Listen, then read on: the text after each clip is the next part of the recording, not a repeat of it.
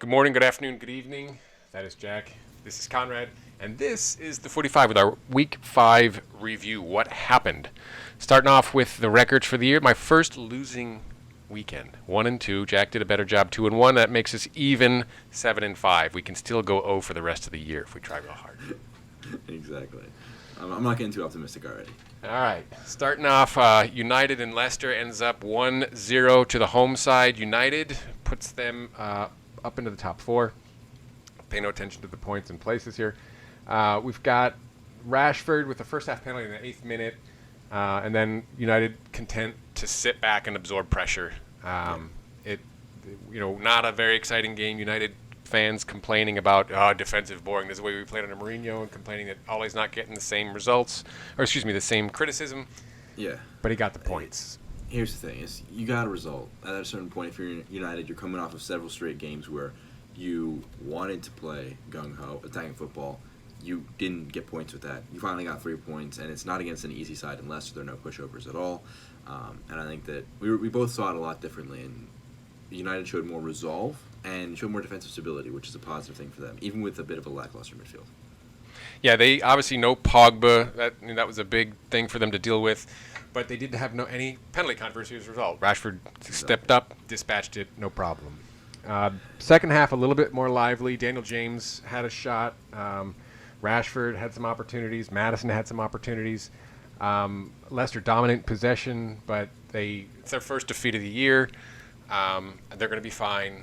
But, United following in the footsteps of a lot of teams, you're playing a lot of young players. This is Matic's quote saying it's great for these big clubs to invest in youth. Right. Exactly. There's been a bit of a pendulum in the Premier League. It went from spending big on right now investments. Now it's swinging back to the side where you're saying, well, let's build a solid foundation of youth talent. You see it in Chelsea, you see it in United, and obviously Liverpool, City, and Arsenal and Spurs are not ignoring that fact. They still have several players in their team, but a lot of teams in the Premier League, especially in the top end, are trying to build up that homegrown core because it is a part of the loyalty of your club and the passion of your club if you have players who are known for that, and that's a big thing for every club, honestly. Especially if their neighborhood kids grew up in the area, been in the academy since they were 9 years old. You hear those stories, and it's great. The fans love it. The supporters absolutely love it. Exactly. On the Leicester side of things, joint, most tackles in the league thus far, and joint fewest goals conceded so far. Rodgers has them playing well. I think they're gonna, as I said early on, I think they're gonna be contending for a spot in the top 6. Not their best showing, but they just couldn't unlock United's defense. Even with United being at a bit of a poor state right now, going to Old Trafford is never going to be an easy feat. You won't be kicking yourself for not getting all 3 points there or even a point. And I think that a big part of United's rebuild is going to be the guy in between the sticks, David De Gea. He signed a new contract, obviously. And I think that ultimately him being able to be successful and get back to that form when he was unbeatable and just carry that United defense, if he can get back to that spot, then they could be very dangerous, in all honesty, the defensive side of things. Here's De Gea's post from, I think, Monday announcing his new deal. Rumored for a long time, also rumored to be moved on in a transfer for a long time. So United, super happy to have him back.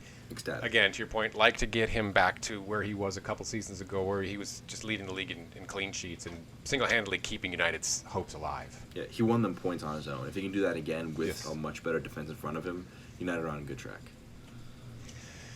All right. On to Spurs and Palace. All 4 goals going Spurs' way, all in the first half. Heung-min Son with a brace either side of a Patrick Van Aanholt own goal. Once again, Palace shut out for the 6th straight time against Spurs. We both had this one heavy to Spurs, not quite as heavy as the result ended up. But they just looked great. Exactly. They came out of the gate strong and then ended up taking the foot off the gas. It's just an easy result for them, honestly. And it's a return to form. Yeah, return to form for each of these teams. This is what you would expect from a Spurs side. This is what you expect from a Palace side, given how they've played against Spurs over the last 5 matches prior to this one.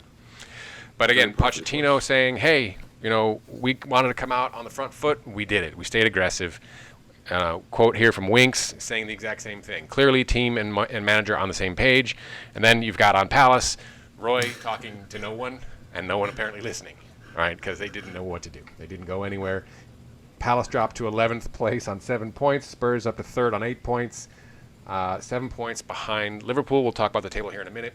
But our third match, which hurt me a lot, Wolves-Chelsea.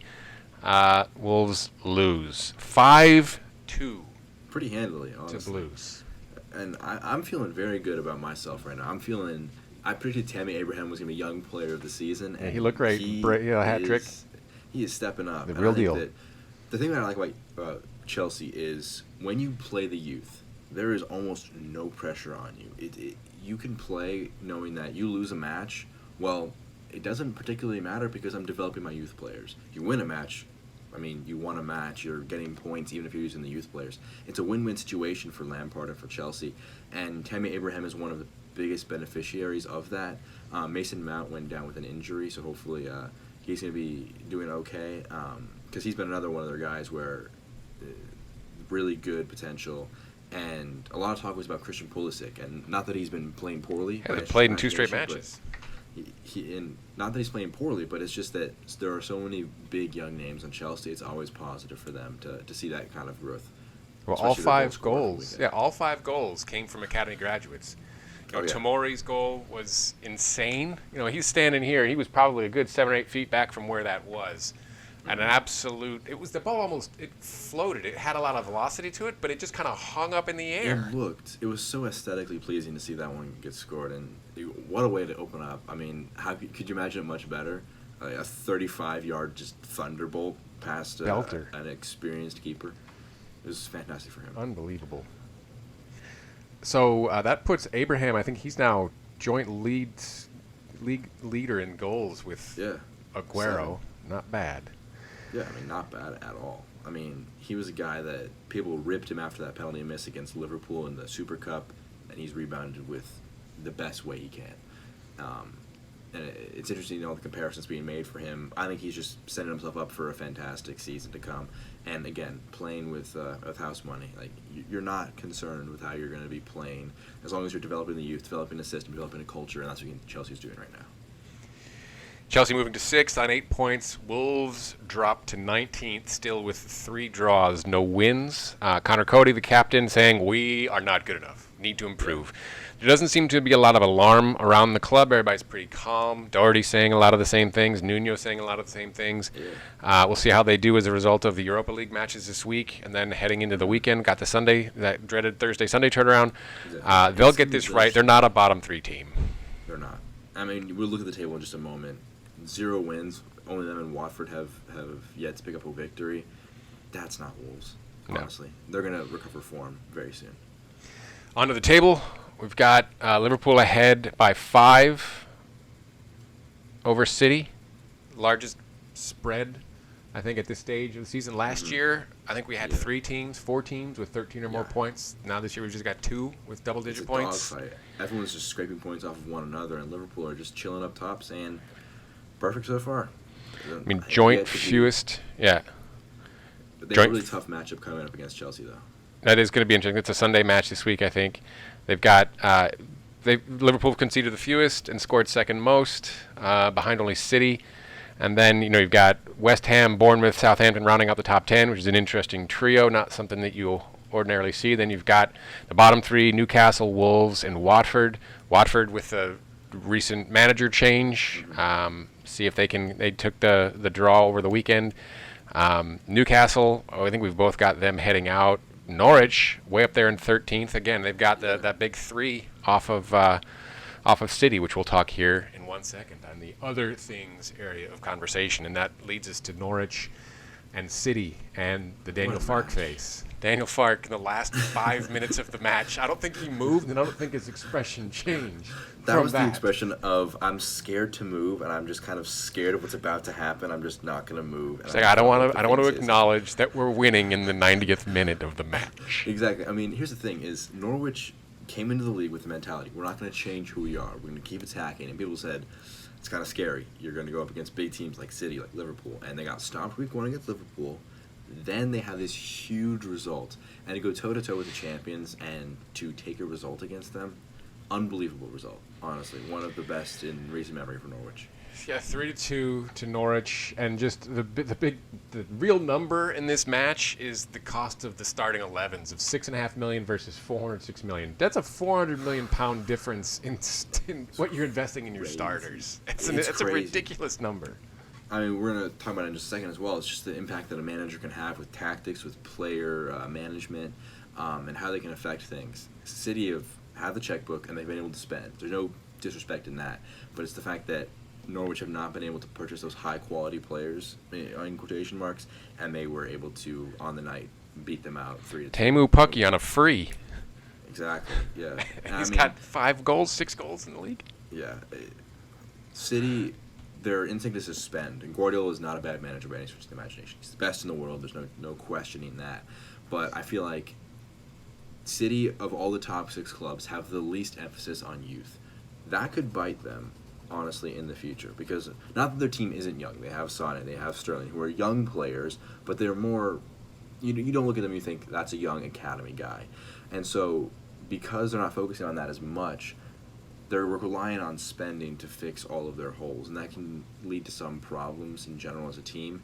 And we see the article from Mirror. Shambolic is the right word. Shambolic is the right word, but they also noted that Pep Guardiola needs to sign another center back. And you wonder if you got to have something somewhere to put in there. Something in their academy. They started Fernandinho in defense in the match against Shakhtar earlier today. And so is it going to be Fernandinho in the center of defense alongside you could do a lot worse. You could do a lot worse. Stones and Laporte are out, which leaves you Otamendi and Fernandinho. Yeah, Otamendi had the bad giveaway. Yeah, that was the worst part of that. That led to the loss. And but again, giveaways. And then the result, I know the comment here from Maguire saying, reminder that Jurgen Klopp once used Gini Wijnaldum, he plays number 6 now, but he's more of an attacking midfielder. He's a forward-playing player.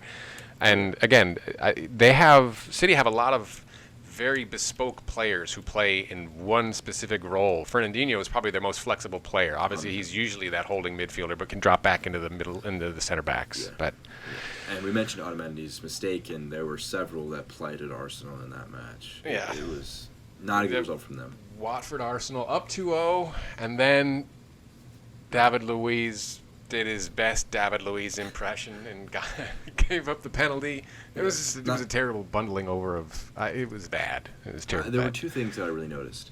I forget where I saw the comment from, but people said is Emery is more defensive than Wenger. He's not as good defensively as Wenger, and he's not as good offensively. So you wonder, what are they better at? They're not better at anything. They're just worse, honestly. And the other thing that was noted was in the first 5 games, they've had more shots put against them than the worst team in Premier League history, Derby in 2007-2008, who had about 80 shots against them in their first 5 games. Arsenal have had 95 shots against them in 5 games. It's ridiculous the amount of pressure they've let themselves be under because their center backs and their defensive structure hasn't been strong enough, and that's been the biggest downfall for Arsenal in the first 5-game season.